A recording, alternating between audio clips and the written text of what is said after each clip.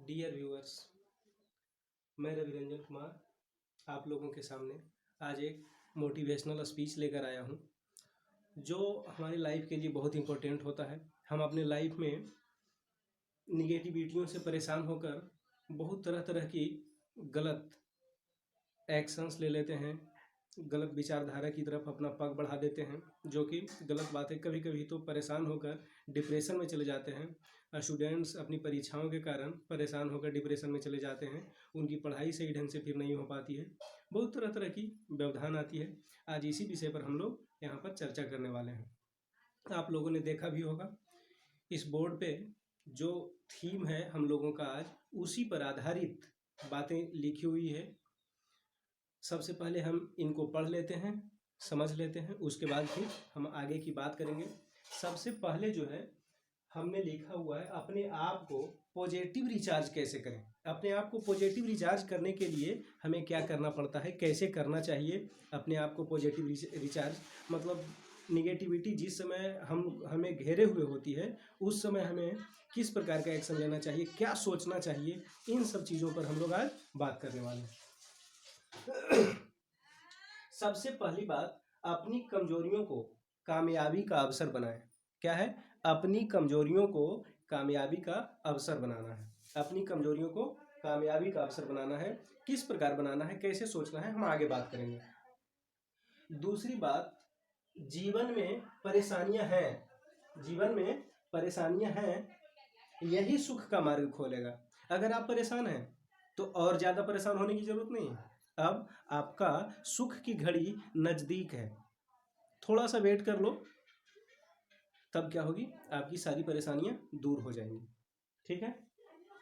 तीसरी बात, परिस्थितियों की पाठशाला ही वास्तविक शिक्षा देती है। अगर परिस्थिति आपकी खराब हो, अच्छा हो, सबसे हम लोग सीख ले सकते हैं, और रियल एजुकेशन हमें वही प्रोवाइड करता है। हम लोग तरह तरह की किताबें पढ़ पढ़ के बोर हो जाते हैं, परेशान हो जाते हैं, लेकिन कोई फ़ायदा नहीं। जब हमारे ऊपर विपत्ति आती है, कुछ न कुछ संकट आता है, तब हम लोग परेशान हो जाते हैं, कुछ भी नहीं कर पाते उस समय। वो सारी किताबी बातें जो है धरी की धरी रह जाती है, और हम लोग उसे अपने आप पर अनुसरण नहीं कर पाते हैं।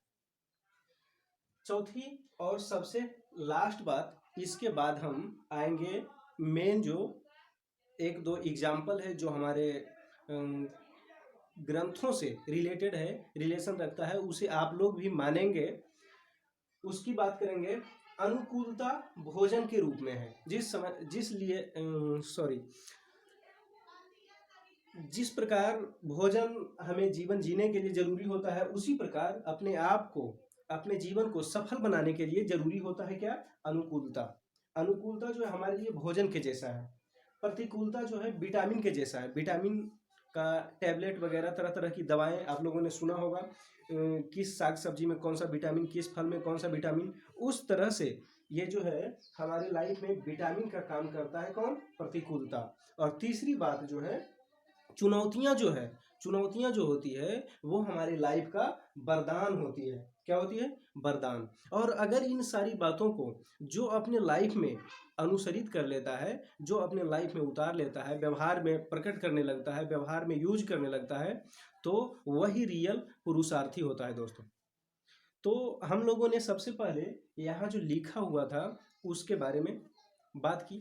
अब हम थोड़ा सा, हम लोगों का जो पवित्र ग्रंथ है रामायण, उससे रिलेटेड एक छोटी सी कहानी है, उसके बारे में थोड़ा सा देखते हैं कि कैसे लाइफ में, हर एक लाइफ में एक श्राप भी वरदान के जैसा काम कैसे करने लगता है, हमारे लाइफ की दुखद घटनाएं भी कैसे सही और अच्छी लगने लगती है। आप लोगों को पता होगा, राजा दशरथ को बहुत देर तक, लाइफ में बहुत देर हो चुकी थी और उन्हें अभी तक पुत्र नहीं हुआ था। तो सीधी सी बात है, परेशान तो होंगे ही, उन्हें अपना उत्तराधिकारी नहीं था, इसलिए वे बहुत ज़्यादा परेशान हुआ करते थे। उन्हें ये चिंता बार बार सताती थी कि हमारे राजकाज को आगे कौन संभालेगा, तरह तरह की बातें आती थी। उसी वक्त उन्हें ये भी याद आता था, अपने बुरे दौर का जो वक्त है वो याद आता था, और वो बुरा दौर का जो वक्त था, वो वक्त उनके अंदर कैसे पॉजिटिविटी भर देता था। सोचिए, अब किसी को किसी टाइम में श्राप मिला है, वो क्या अच्छी बात है? नहीं, उसे लोग बुरा ही मानते हैं। किसी के साथ कोई भी अप्रिय घटना होती है उसे लोग बुरा मानते हैं, लेकिन उसमें भी कहीं न कहीं कुछ न कुछ अच्छाई छुपी हुई होती है। तो देखिए क्या होता है, पर राजा दशरथ को जैसे ही ये याद आती है कि हमें एक श्राप मिला था श्रवण कुमार को घायल करने के बाद, उसको मृत्यु के मुंह में पहुंचाने के बाद हमें जो श्राप मिला था उनके माता पिता से कि जिस प्रकार मैं पुत्र वियोग में तड़प कर मर रहा हूं तुम भी तड़प कर मरोगे, इस बात को जैसे ही वे याद करते थे उनके मुख पर जो है मतलब सूर्य जैसी आभा आना शुरू हो जाती थी, चमक आना शुरू हो जाता था, चेहरा खिल उठता था, ये सोच करके कि मुझे पुत्र तो होगा ही।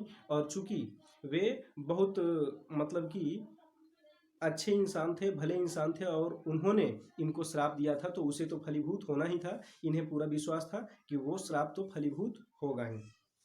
तो ऐसा सोचकर बुरे दौर का जो वक्त था, अब सोचिए जरा जिस समय दशरथ को मिल रहा था श्राप, उस समय उनको कैसा लग रहा होगा। समझ रहे हैं बात? तो उन वक्त को याद करके वे अपने आप को रिचार्ज कर लिया करते थे और उनकी चिंताएं दूर हो जाया करती थी।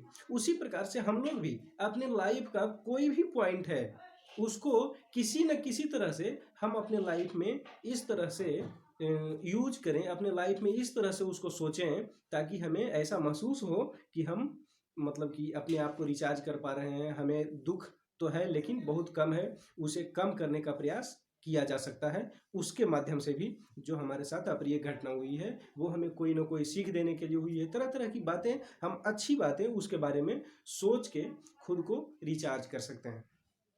दूसरी रामायण की वही दूसरी घटना है कि महाराज सुग्रीव जो थे, बाली के भाई, महाराज बाली जो थे उनके भाई थे सुग्रीव।